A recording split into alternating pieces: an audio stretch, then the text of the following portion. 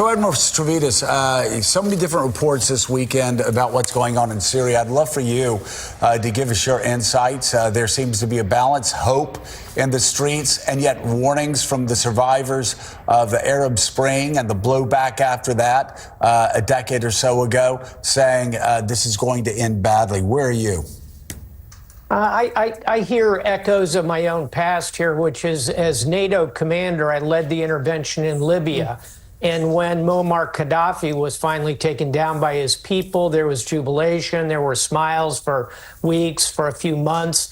Now Libya remains a very riven, roiled place, kind of pulled apart. So put me down in the skeptical but hopeful category. I think what we ought to do in the United States is look at what are our interests there. Number one, let's get rid of these weapons of mass destruction, notably chemical, that Bashar al-Assad has still kicking around in that country.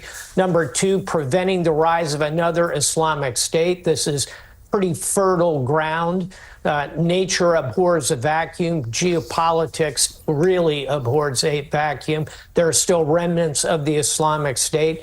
And then third and finally, our allies in the region. We've got both Israel with the border and Turkey, NATO ally. That's a NATO border on the north up there. Those are our interests. So what we ought to do, and I think we're doing it pretty well right now, is get the international community engaged. So international, get our interagency working together. You can't solve this one with just the Department of Defense.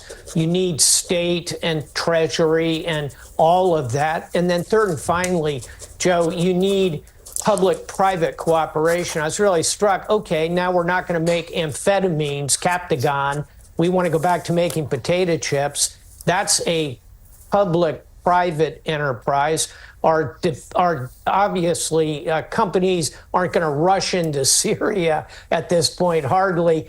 But over time, there's got to be private sector engagement if you're going to put that economy on a good footing and keep the smile on the face of the Syrian people.